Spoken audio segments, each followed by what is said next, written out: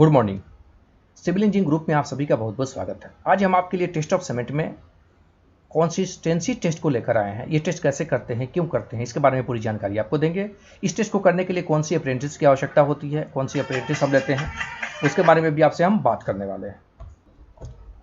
तो consistency test हम क्यों करते हैं?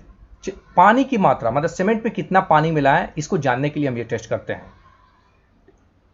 अगर हम सीमेंट में ज़्यादा पानी मिलाएंगे तो उसके जो जितने एलिमेंट्स हैं वो एक दूसरे से दूर हो जाएंगे, तो भी प्रॉब्लम होगी। अगर कम पानी मिलाएंगे तो कुछ एलिमेंट्स उसके ऐसे होंगे जो डिहाइड्रेट हो जाएंगे, वहाँ तक वो जो है डिहाइड्रेट होंगे, जिससे भी प्रॉब्लम आएगी। इससे बचने के लिए हम ये टेस्ट करते हैं। चलिए देख लीजिए टेस्ट ऑफ सीमेंट में क्या क्या है। फाइनेस टेस्ट है, कंसिस्टेंसी टेस्ट है, साउंडनेस टेस्ट है और कॉम्प्रेसिव स्ट्रेंथ टेस्ट है।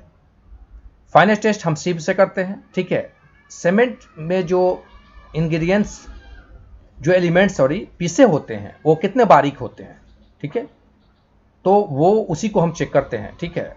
इसमें 90 माइक्रोन, एक mm में 1000 माइक्रोन होते हैं। इसमें हम सीप द्वारा इसको चेक करते हैं। इस टेस्ट के बारे में मैंने आपको बताया।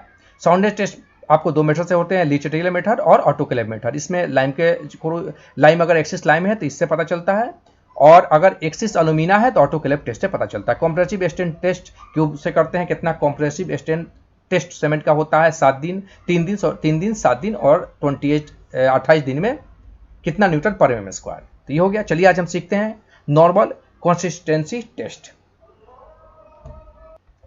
इसके पहले कि हम इस टेस्ट के बारे में आपको बताएं, कुछ इंपॉर्टेंट जानकारी है जो आपको दे देते हैं।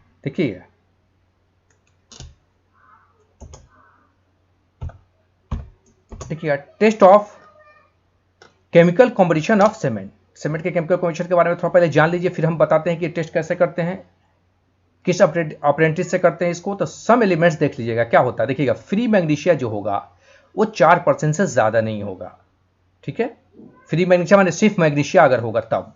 अगर मैग्नीशिया किसी के साथ होगा, किसी एलिमेंट्स के साथ, तो ये 6% से ज्यादा नहीं होगा। सल्फर 2.5% से ज्यादा नहीं होगा, और सल्फ्यूरिक एनहाइड्राइड 2.5% से ज्यादा नहीं होगा। इसको सल्फर कहिए या सल्फ्यूरिक एनहाइड्राइड कहिए, दोनों के फॉर्म में ये होता है। तो ये 2.5% से ज्यादा आपको नहीं होगा, ठीक है।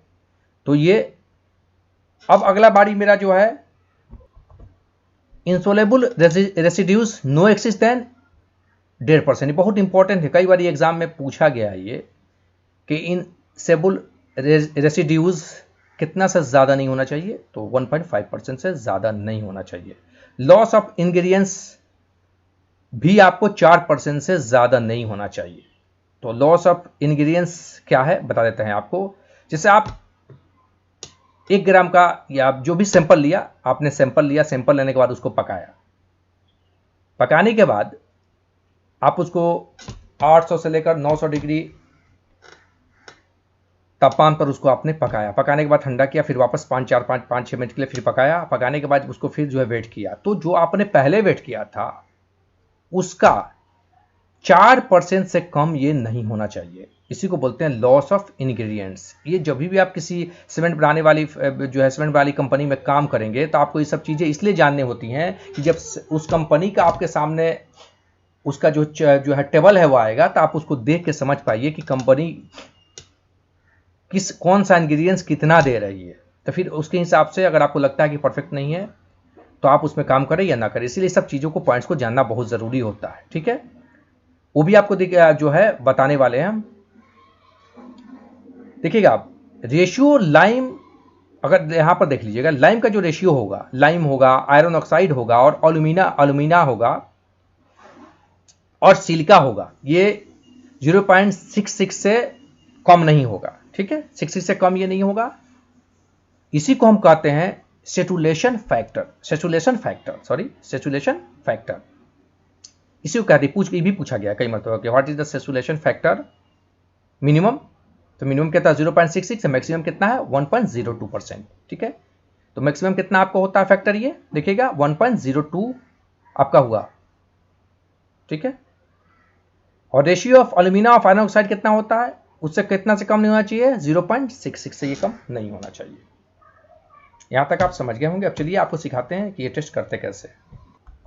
इस टेस्ट को करने के लिए हमको विकेट अप्रेंटिस की आवश्यकता होती है। विकेट अप्रेंटिस की आवश्यकता होती है, जिससे हम ये टेस्ट करते हैं। कंसिस्टेंसी टेस्ट इसलिए भी करना जरूरी है कि यही वो टेस्ट है, इससे हम पी प्राप्त करते हैं। यही पी हमारे आने वाले टेस्ट में लगातार काम करता है। जैसे कि आपको अगर बात करते हैं ली चिटरीलर मेथड में, तो इसी कंसिस्टेंसी का 0.72 गुना ज़्यादा पानी हम लेते हैं। तो ये जानना आपको बहुत ज़रूरी है।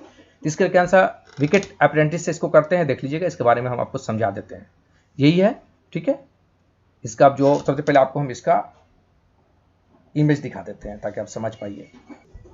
देखिएगा, विकेट अप्रेंटिस, यहाँ पर इसमें नीडल लगा होता है, ठीक है। इसका सबका डायमेंशन आपको बताएंगे। यही वो जो है आपको जो मोल्ड है जिसमें आपको सीमेंट को हम रखते हैं, और यहाँ पर ये पिन है जिसको प्लंजर को, यही प्लंजर है, इसको उठा देते हैं। इसका वजन 300 ग्राम होता है। इसको उठा लेते हैं, और उठाने के बाद इसको पिन लगा देते हैं। उसके बाद इसको यहाँ रखने के बाद तब इसको पिन को रिलीज करते हैं, तो ये नीचे आता है। अब इसी को हमको चेक करना होता है। कैसे, चलिए देखते हैं। इसके डायमेंशन के बारे में भी आपको बताते हैं।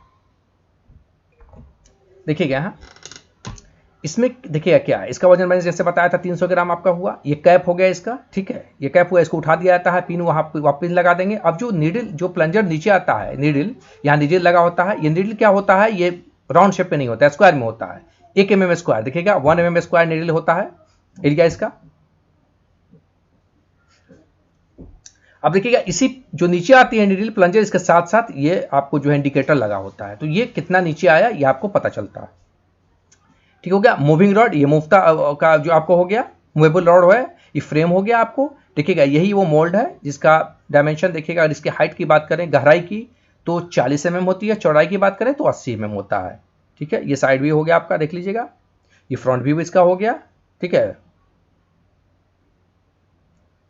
अब चलिए इसके बारे देखिएगा, मैं उसका नीडल के बारे में मैं आपको बता दिया, ठीक है। अब ये नीडल जो नीचे आता है, तो ये कितना नीचे आना चाहिए, तो ये 30 से 35 mm नीचे ये इसमें आना चाहिए। मतलब नीचे से आप अगर स्पेस की बात करें तो 5 से 7 mm स्पेस नीचे से बचना चाहिए। नीडल यहाँ आया, यहाँ से 7 mm अगर नीचे स्पेस तक नहीं आया या 5, तो इसको मानेंगे कि सही है। तो इस टेस्ट को करने के लिए क्या करते हैं, सबसे पहले हम क्या करते हैं, सबसे पहले हम सीमेंट का पेस्ट बनाते हैं।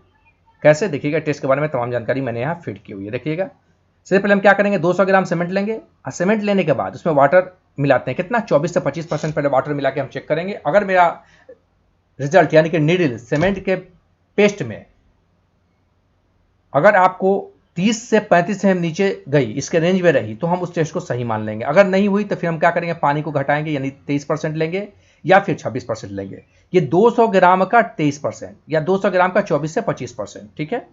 इसको हम सॉल्व कर देते हैं, या आप सॉल्व कर लेंगे, इजिली सॉल्व कर लेंगे, सॉल्व कर सकते हैं, ठीक है। तो उसको हम सही मानेंगे। तो क्या करते हैं, हमको कभी 24 पर पहले टेस्ट करेंगे, नहीं आया तो फिर 25 पर करेंगे, नहीं आया तो फिर 23 पर या 26 पर करेंगे। लेकिन ये 24 से 25 के बीच में ये आ जाता है, ठीक है। तो ये डिपेंड करता है कौन सा सीमेंट है, किस ब्रांड का सीमेंट है, ठीक है। उस पर देखिएगा कुछ हाईलाइट्स हैं जो यहाँ आपको बता देते हैं, नोट कर लीजिएगा। वेट ऑफ प्लंजर कितना होता है, 300 ग्राम। हाइट ऑफ प्लंजर कितना होता है, 50 mm। जो है डाया ऑफ जो है प्लंजर कितना होता है, 10 mm। मोल्ड एरिया कितना होता है आपको, जो है नीडल एरिया 1/1 mm। मोल्ड की हाइट कितनी होती है, 40 mm, और विड्थ कितनी होती है, 80 mm। और ये टेस्ट करने के लिए विधि से बहुत सिंपल है। इसमें हम, मेरा लेक्चर इसलिए इस पर बड़ा हो गया कि बहुत सारे पॉइंट्स आपको है जो मैंने दिखा रहे हैं और बता रहे हैं, समझा रहे हैं। टेस्ट बिल्कुल ईजी है। चलिए एक बार जल्दी से दोहरा देते हैं। मोल्ड में 200 ग्राम सीमेंट का सैंपल लेते हैं, उसमें 24% पहले पानी मिलाते हैं, 25% मिला, 24 से 25% पानी मिला के चेक करते हैं, और उसको मशीन में रख के प्लंजर को नीचे हुक को निकालते हैं, देखिएगा पिन को निकालेंगे यहाँ से, और प्लंजर को फ्री हैंड जाने देंगे। अगर ये सीमेंट के पेस्ट में 30 से 35 mm के बीच आया, तो इसको हम मानेंगे कि कंसिस्टेंसी टेस्ट मेरा सही है, और इसको हम लोग नोट कर लेंगे। इसी को हम लोग पी के से इंडिकेट करते हैं। आई होप कि आप ये समझ गए होंगे।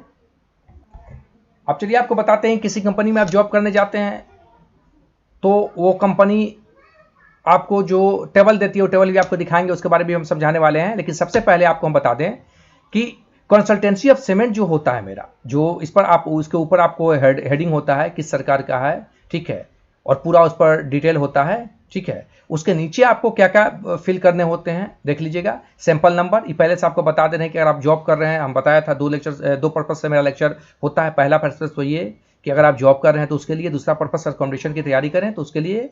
तो देखिएगा इस पर क्या होगा, सैंपल नंबर होता है, सोर्स लोकेशन, ठीक है। ये होगा डिलीवरी में जो है चालान जो होगा वो होगा डेट के साथ। सीमेंट मैन्युफैक्चर्ड का नाम होगा यहाँ पर, ग्रेड होगा 33 ग्रेड है, 53 ग्रेड है, 43 ग्रेड है, जो भी है। टाइप्स ऑफ सीमेंट होगा, अब बैच नंबर दिन महीना साल में होगा। डेट ऑफ सैंपलिंग किस दिन किया गया, टेस्टिंग डेट लिखा जाएगा, और टेस्ट बाई किसके द्वारा किया गया ये लिखा जाएगा। देख लीजिएगा यहाँ ट्रायल नंबर होता है, ठीक है, 1 2 3 करके।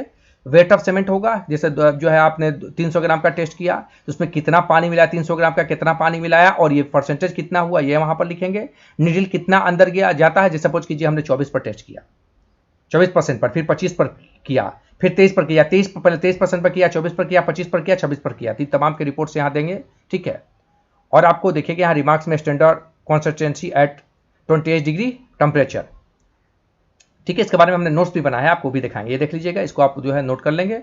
और देखिएगा नीचे में क्या डिटेल्स होते हैं, देखिएगा आप एक्सेप्टिंग क्राइटेरिया, ठीक है। स्टैंडर्ड कंसिस्टेंसी पी परसेंटेज में, initial setting time, final setting time आपका होगा, देखिएगा यहाँ फिल करेंगे, रिमार्क्स में आप लिखेंगे, ठीक है। Contractor representative, material engineer consultant, और देखिएगा और ये हो गया आपको अप्रूव्ड या नॉट अप्रूव्ड होगा, यहाँ रेजिडेंट इंजीनियर कंसल्टेंट वो होगा। अब यहाँ से अप्रूव्ड या नॉट अप्रूव्ड होता है, ये रिपोर्ट पर डिपेंड करती है कि आपकी रिपोर्ट क्या है, उसके अकॉर्डिंग ये अप्रूव्ड या नॉट अप्रूव्ड होगा। अगर ये क्राइटेरिया से मैच करेगा, जो आपने रिपोर्ट दी उसका परसेंटेज आपने लिखा हुआ मैच करता है इंडियन स्टैंडर्ड के क्राइटेरिया से, तो आपको वो अप्रूव्ड हो जाएगा। अब चलिए आपके जो नोट्स मैंने बनाया है उसको देख लेते हैं। देखिए determination of consultancy of standard cement paste, देखिए स्टैंडर्ड इसका कोड कितना होता है, इंडिया स्टैंडर्ड 4031 पार्ट 4 1988।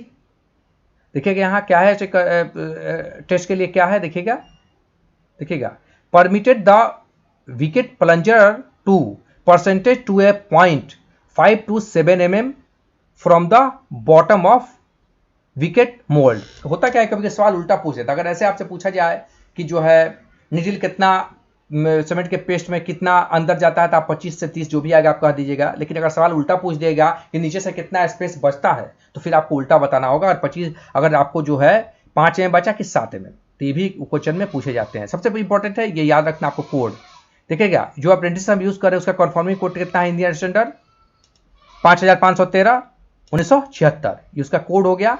और बैलेंस ऑफ कैपेसिटी कितना होता है 1 kg, एंड सेंसिटिविटी कितना होता है ग्राम, ठीक है। और इसका जो होता है देखिएगा ट्रैवल कन्फर्मिंग कोड कितना होता है इंडियन स्टैंडर्ड, इतना आपका हुआ, ठीक है। तो ये कोड आपको याद रखना है, ये नोट्स मैंने आपके लिए बना दिया, यहाँ से नोट कर लेंगे। देखिएगा इसका जो टेम्परेचर कितना होना चाहिए 27 डिग्री ± 2 डिग्री, ठीक है। ह्यूमिडिटी कितनी होनी चाहिए 65 ±5%, ठीक है। और जो है क्वांटिटी ऑफ सीमेंट 300 ग्राम, देखिएगा इस तरह मैंने ये नोट्स बना दिए, जो मेन पॉइंट थे उसके सामने मैंने हाईलाइट आपको कर दिया है, इसको आप नोट कर लेंगे। यहां देख लीजिए, यहां पर मैंने आपको बता दिया था पढ़ने के बाद में। देखिएगा एक चीज दिखाना है आपको, कैलकुलेशन इसका कैसे करते हैं। देखिए standard consistency percentage water of weight of water added by weight of cement into 100, इस पर हम आपको क्या निकालते हैं, स्टैंडर्ड कंसिस्टेंसी ऑफ सीमेंट, इसको निकालते हैं। रिपोर्ट हम बनाएंगे, रिपोर्ट के बारे में आपको मैंने बताया था, express the amount of water as a percentage by mass of dry cement to the first place of decimal, report हो गई। प्रिकॉशंस में क्या लेते हैं, care shall be taken to maintain the specified temperature, humidity and the time of mixing so as to avoid setting of cement paste. तो आपको ये notes भी मैंने आपको बना दिए हैं और आपको तरीका भी मैंने बता दिया है, ठीक है। वीडियो अच्छी लगे तो लाइक जरूर कीजिएगा। अगर चैनल को सब्सक्राइब अभी तक आपने नहीं किया है तो चैनल को जरूर आप सब्सक्राइब कर लीजिएगा, ताकि आने वाला मेरा हर लेक्चर आप तक पहुंचे। और ये लेक्चर बहुत महत्वपूर्ण है आपके लिए, अगर आप कॉम्पिटिशन की तैयारी कर रहे हैं या फिर कहीं पर जॉब करने की तैयारी करें या फिर आप पढ़ रहे हैं, ठीक है। तो मिलते हैं फिर नए लेक्चर के साथ, एक नए टेस्ट के साथ। That's all.